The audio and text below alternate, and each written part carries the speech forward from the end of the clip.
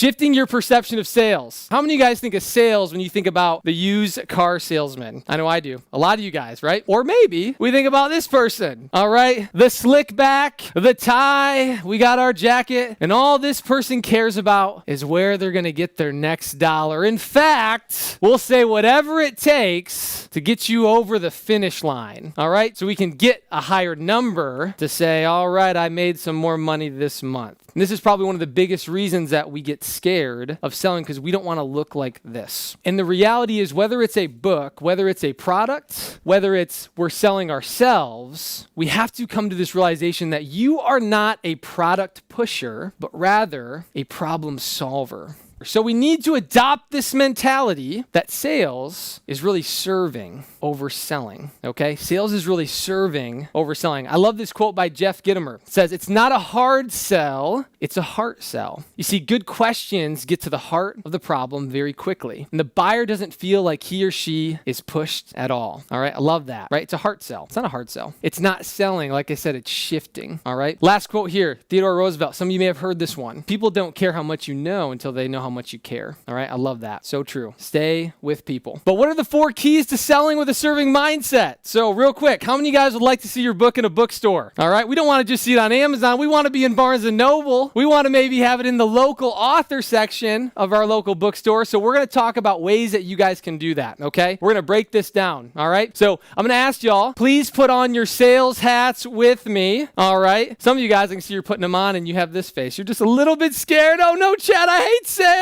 Don't make me do this. I promise you're going to be okay. So stay with me here. So first thing is that we're going to go into our very first bookstore and we want to get our book in there, okay? Well, before we even take foot, we need to believe that what we have to offer has an impact, okay? We got to believe in what we are selling and what we are doing. Now, some of you guys have written a fiction novel, all right? You say, Chad, how does that an impact? Well, you are, because maybe your impact is by helping someone get away from the daily stresses of life. That's an impact through your story. Or maybe you're a business owner and you wrote a book that you just know if you just apply these marketing principles, your business will blow up. All right. That's an impact. Or maybe some of you guys have written something a little bit closer to home. There's some sort of trauma or abuse, and you just want people to know that if they just keep pushing through, there's light at the end of the tunnel, okay? That is an impact. So believe in what you have to offer, okay? And so you can't be nervous. I love these quotes here. You can't be nervous when your heart is focused on service. And then this is a great one. I love this one. I heard this from Tony Robbins back in the day. He says, if you're in your head, you're dead. But if you're in your heart, you are smart. If you're in your heart, you're smart. So believe what you have has an impact to it, okay? That's step number 1. Now, as we approach to the very first day, we're going to walk in to this bookstore, whether it's the local or the local Barnes & Noble, whatever. And the first rule is you have to be a human first and not a salesperson. You see, a salesperson walks in and they say, hello, my name's Chad. I'm the author of Breaking the Charts. How does it work to get my book in your store? All right, that is extremely salesy. Don't do that, okay? But instead, how about we walk in? We observe the store around us. Maybe we appreciate the creativeness on the walls. Maybe we actually go in there with the intention of buying our very next book, okay? Be a human. We all know when that person comes in and their intention is to sell something. Don't be that person. Now,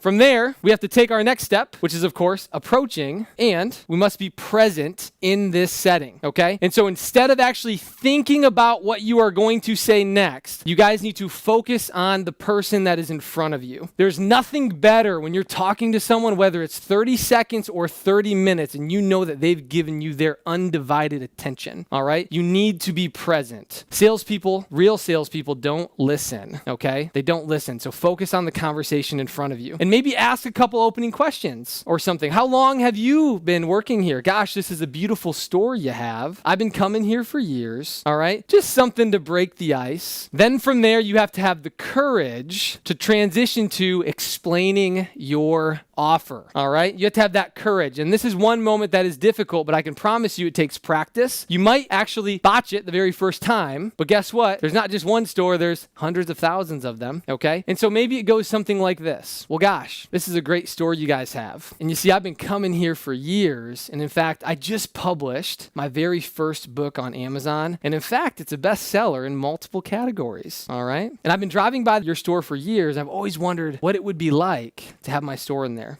And so I guess the reason I stopped in today was because I wanted to see what it takes to get my book in the local author section. Now pause. Did that by any way, shape, or form feel salesy? No, not at all. It didn't. It was simply a question, but we went in with the intention, not to be, we went in with the intention of actually thinking we're making an impact with what we have.